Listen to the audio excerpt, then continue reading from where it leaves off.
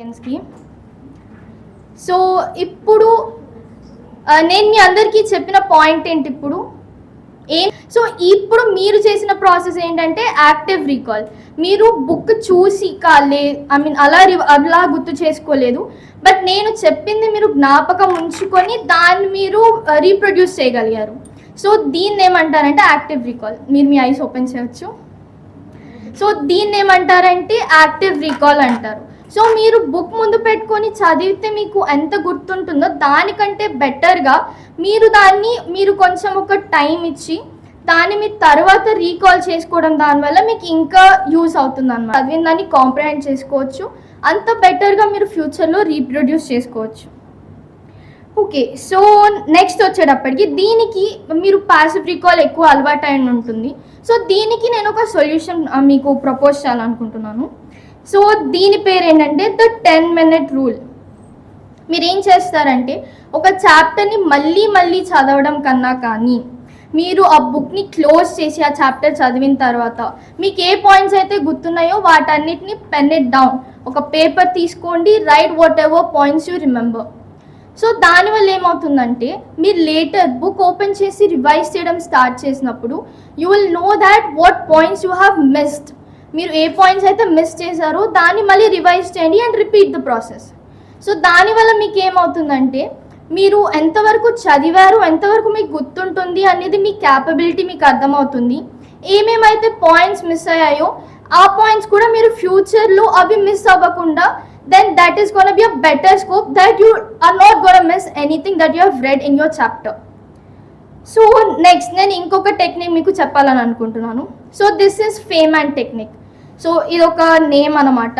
దాని మీనింగ్ ఏంటంటే మీరు చదివింది మీ పక్కన ఉన్న వాళ్ళకి ఒక 5-year-oldకి మీరు ఎలా అయితే ఆ కాన్సెప్ట్ని ఎక్స్ప్లెయిన్ చేయగలుగుతారో అలా మీరు మీ పక్కన ఉన్న వాళ్ళకి, లేకపోతే మీకు మీరే ఆ చిన్న టాపిక్ని కానీ ఆ చాప్టర్ని కానీ ఎక్స్ప్లెయిన్ చేయాలి. అంటే ఎంత సింపుల్గా ఉంటే అంత ఈజీగా మనకు అర్థమవుతుంది. సో దీని వల్ల ఏం యూస్ ఉంటుందంటే మీరు చదివింది ఎంత సింపుల్గా ఎక్స్ప్లెయిన్ చేయగలిగితే మీరు దాని ఎగ్జామ్లో అంతే ఈజీగా, అంతే డిఫైన్డ్గా టీచర్కి కూడా అర్థమయ్యేటట్టు రాయగలరు. బికాస్ 5-year-oldకి ఎక్స్ప్లెయిన్ చేయగలిగినప్పుడు టీచర్ కూడా ఆబ్వియస్. సో దీనికి మీకు కాన్సెప్ట్ని ఫస్ట్ చదవండి, తర్వాత మీరు బయటికి దాన్ని ఎక్స్ప్లెయిన్ చేస్తున్నారో, ఎక్కడైతే మీరు కాంప్లెక్స్ టర్మ్స్ యూస్ చేయడం స్టార్ట్ చేస్తున్నారో అదేంటంటే మీ గ్యాప్ అనమాట. అంటే ఆ కాన్సెప్ట్ ఆ పార్ట్ వరకు మీకు సరిగ్గా అర్థం కాలేదు. సో దాన్ని మీరు గుర్తించుకొని ఏదైతే మీకు కరెక్ట్గా అర్థం కాలేదు అని మీకు అనిపిస్తుందో దాన్ని ఏం చేస్తారంటే మీరు ఇంకా సింప్లిఫై ఎలా చేయగలం, ఇంకా ఈజీగా ఎలా అర్థం చేసుకోగలం అనే దాని మీద మీరు ఫ్యూచర్లో వర్క్ చేయొచ్చు. సో నెక్స్ట్ మనం ఎలా చదవాలో నేర్చుకున్నాము. So the next main part is grades. Marks ఎట్లా తెచ్చుకోవాలి. అందరికీ ఆబ్వియస్గా ఉండే డౌట్ మార్క్స్ ఎలా తెచ్చుకోవాలి అని చెప్పేసి, బికాస్ మనం ఎంత చదివినా ఆ టైంకి మనం రీప్రొడ్యూస్ చేయగలగడం ఇస్ ద ఇంపార్టెంట్ కాన్సెప్ట్ అనమాట. సో దీనికి ఏంటంటే ఒక 3-tier సిస్టమ్ ఉంది. సో ఫస్ట్ ఏంటంటే ఆల్రెడీ మా మదర్ చెప్పినట్టు మీరు ఫస్ట్ క్లాస్లో వినాలి. క్లాస్లో మీ ప్రెజెన్స్ ఆఫ్ బాడీయే కాదు, ప్రెజెన్స్ ఆఫ్ మైండ్ కూడా ఉండాలి. మీరు వినాలి, తర్వాత అర్థం చేసుకోవాలి, క్లాస్లో డౌట్స్ అడగాలి, and running notes is the most important. అది మీరు క్లాస్లో రన్నింగ్ నోట్స్ రాస్తూ ఉంటే మీకు అసలు ఎక్కడ అర్థం కాలేదు అనే ఒక కాన్సెప్ట్ అర్థమవుతుంది. సో దీనివల్ల ఏంటంటే మీ ఎగ్జామ్లో మీకు 60% ఆఫ్ ద మార్క్స్ అనేది అక్కడే కవర్ అయిపోతుంది. బికాజ్ మీరు already majority of the part అర్థం చేసుకొని ఉన్నారు కాబట్టి. సో సెకండ్ వచ్చేటప్పటికి దీని బేసిస్ ఏంటంటే ఒక మీ 25% ఆఫ్ ద మార్క్స్ దీని మీద ఆధారపడి ఉంటుంది. అదేంటి అంటే మీ PYQsని ప్రాక్టీస్ చేయడం. ప్రీవియస్ ఇయర్ క్వశ్చన్స్ ఎంత ఇంపార్టెంట్ అంటే మీరు అవి చదవడం వల్ల, వాటిని ప్రిపేర్ అవ్వడం వల్ల మీరు బేసిక్గా ఎలాంటి క్వశ్చన్స్ టీచర్స్ ఎక్స్పెక్ట్ చేస్తున్నారు, ఎలాంటి క్వశ్చన్స్ ఒక బోర్డ్ ఆఫ్ ఎగ్జామినేషన్ ఎక్స్పెక్ట్ చేస్తుంది అనే క్లారిటీ వస్తుంది. దాన్ని బట్టి మీరు ఏ టాపిక్స్ అయితే ఎక్కువ ఇంపార్టెంట్, ఏ టాపిక్స్ మీద తక్కువ ఫోకస్ పెట్టొచ్చు అనే క్లారిటీ వస్తుంది. సో దానివల్ల మీ ప్రిపరేషన్ ఇంకా ఈజీ అవుతుంది. సో మీరు ఇంపార్టెంట్ టాపిక్స్లో ఏ కాన్సెప్ట్ అర్థం కాలేదో ఆ కాన్సెప్ట్ మీద మీరు ఇంకా ఎక్కువ కాన్సన్ట్రేట్ చేయొచ్చు. సో దీనివల్ల I just want you to list out మీకు ఏమేమైతే టాపిక్స్ ఇప్పటిదాకా అర్థం కాలేదు అనేది. అది మీరు ఆఫ్టర్ యువర్ కాలేజ్ మీరు అది సో ఇప్పటిదాకా చెప్పిన 3 పాయింట్స్ ఒకసారి నాకు మళ్ళీ రిపీట్ చేయగలరా?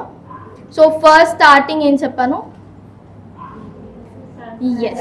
సో మీరు చేయకూడదు ప్యాసివ్ రీకాల్, ఏం చేయడం స్టార్ట్ చేయాలి? Active recall. సో దానివల్ల ఏంటంటే మీరు చదివింది జ్ఞాపకం తెచ్చుకోవడం అనమాట, నెమరు వేసుకోవడం అంటారు. సో నెక్స్ట్ వచ్చేటప్పటికి ఏం టెక్నిక్ చెప్పాను? ఫేమన్స్ టెక్నిక్.